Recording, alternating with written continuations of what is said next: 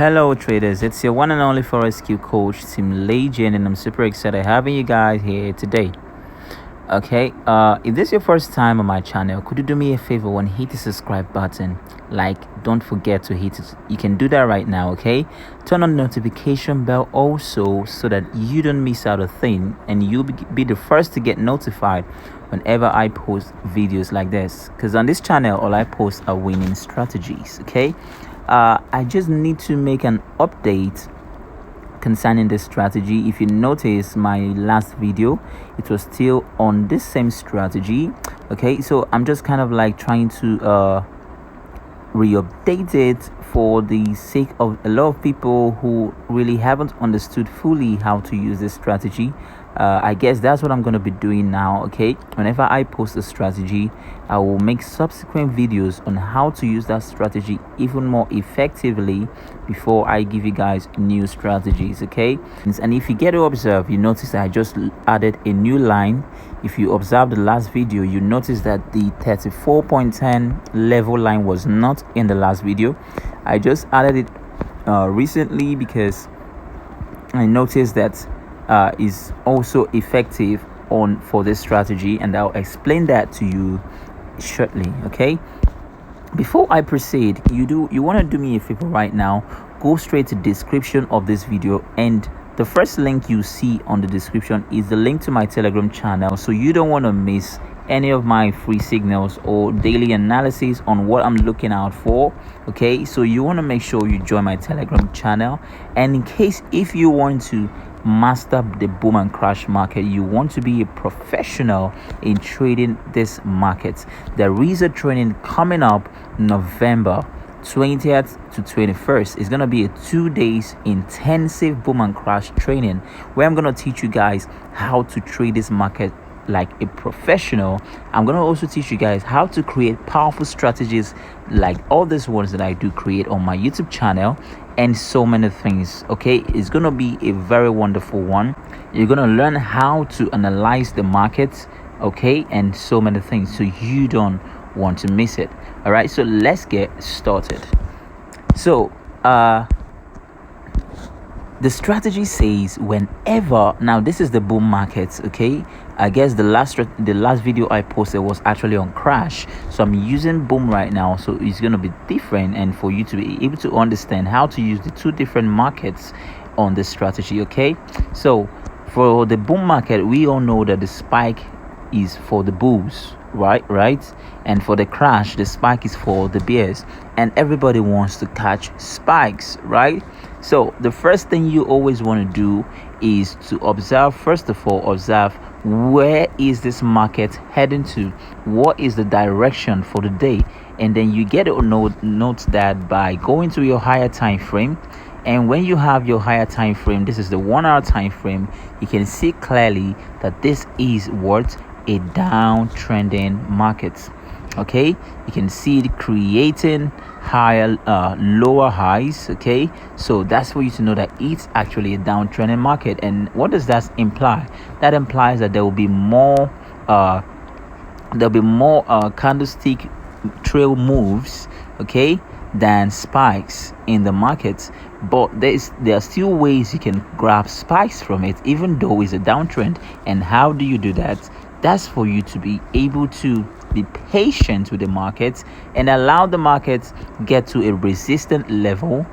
Okay, you got to allow the market get to a support level before you start looking out for spikes, unless you just want to grab candlesticks of the markets. Okay, so even with this strategy, you can actually grab some candlesticks of the market, but for you to be on the safer side, for those who are usually scared of spike hitting against their trades, or if you want to just catch spikes, then you have to be patient and allow the market to obviously come down from this resistance zone to a support zone. Okay, we have here to be a support. I'll put it like this. We have here to be a support. Okay, price going to the downside, so this is our support. So we want to wait for market to come to the support zone. Okay, so if it can come to the support zone, then we want to start looking out for spike catching to the upside, believing the price would eventually go back to resistance. Okay, so let me get that arrow out. So you want to look out for things like this. Okay, you want to look out for things like this. All right, so if you are trading the bull market right now, I don't advise you to risk your account looking for spikes at the moment, because spike is going to be very few in the market and is on the probability, because number one is a downtrending market. The bears are more in power than the bulls. So if you want to grab some bullish spike from this market, you have to be patient and allow price to come down to support of this trend line. And then whenever you find that happen, then you start looking out for your entries. Now that's where the strategy now comes in. Okay, so from the strategy, it says that whenever price is let me get my arrow. Whenever you notice price at any of these lines, there's tendency that there could always be a spike.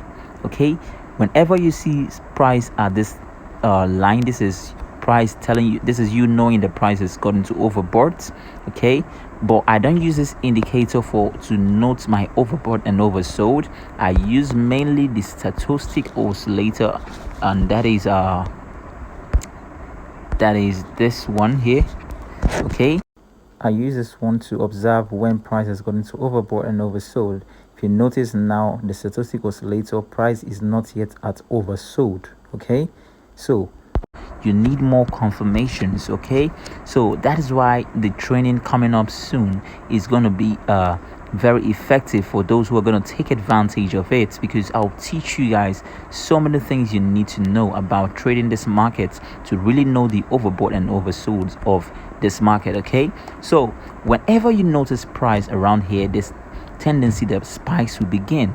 Okay, and whenever you notice price around this line, there's tendency that there will be spikes, or here spikes, or here spikes. And if you try to observe in the past, you get to notice that exactly that is what happened. Spike to the upside, and that's how the spikes began and continued until when the bulls were tired of going up, and then the bears started taking power. After all, is the bears markets, because it's a downtrend, so there's always going to be just a few spikes. Okay, and more candlestick moves.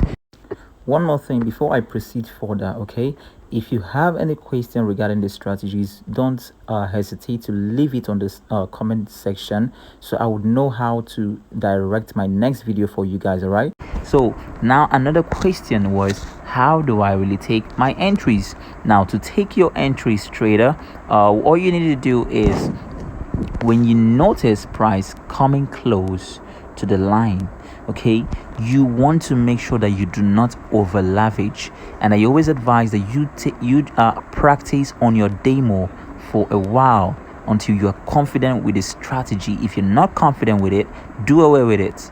But if you know you're confident with it on your real account, then try it out. But before you do that, make sure you put your demo account to test. Okay, so when you notice price getting close to the line, you place a trade probably on the lowest lot size, depending on your account size. Okay, if you have a 10 or 20 or $50 account, I advise that you stay on the lowest lot size. Okay, and with the lowest lot size of 0.20, you want to place a trade risking about $1 or $2. Allow price to go down. Note is a 1 minute time frame, so between here, if you're trying to take your entry somewhere around here, okay, between here to here, it's not going to take up to $1 though. It might take about a few cents, but the fact is you're trying to grab the opportunity if the spike will take place here. So there are times you will note that the spike might actually take place, and then you've grabbed the spike, and there are times that the spike might actually not take place there as you anticipate. Okay, then the price might likely go down a bit more before it spikes. So that's why you want to make sure you allow at least from your entry zone, you want to allow at least 5 or 6 candlestick move. Okay, from your entry zone. Let's take for instance you took your entry from here. Let's say you took your entry from here. Okay, so you took your entry here and you want to see if the spike will occur here. So if the spike does not occur, maybe somewhere around here, you want to close the trade and anticipate. You want to close the trade somewhere around here, okay, because you just want to take advantage of the support and resistance of it. So if price doesn't support price to spike to the upside, then you want to close your trade somewhere around here and then anticipate the next move here. If the spike does not occur here, then you should anticipate the next move somewhere around here. And at that time, you should also be observing your stochastic oscillator indicator to know if price is actually at overbought or oversold. Okay, so whenever price crosses any of this red line, okay, then you know is on oversold. Here is overbought. So now you get to observe something. Sometimes price will get in and stay for a long time, and the few spike will bring it up and it still goes back deep inside. This is for you to know that the bulls are trying to push to the upside, but there is no much momentum in the market to really push to the upside. Okay, so you want to observe that and understand that the bears might likely still take power. After all, it's a bearish market though, so that's why you get to notice those kind of things happening oftentimes. If you observe, you see that when price came here, it didn't take time at all. And the bears started pushing deep down. But whenever it comes to the bulls here, what happens? They try to take it up, the bears push down. They try to take it up, the bears push down, because it's a bearish market. Okay, so you want to always be observant about that. So the stochastic oscillator is just all about you knowing your overbought and oversold. So the main lookout is actually the relative strength index to look for your possible entries. Okay, so I hope you get to I hope this strategy works out for you guys. Okay, the setting still remains the same, just that in the level for the relative strength index you need to add 34.10 in the levels. Okay, so watch out, go straight to description below. You will see the link to the previous video of this strategy, so you get the settings for all the settings for this strategy. You get it on the previous video. Okay, so I hope you guys keep winning and I'll see you on the top. For the meantime, stay safe and keep winning.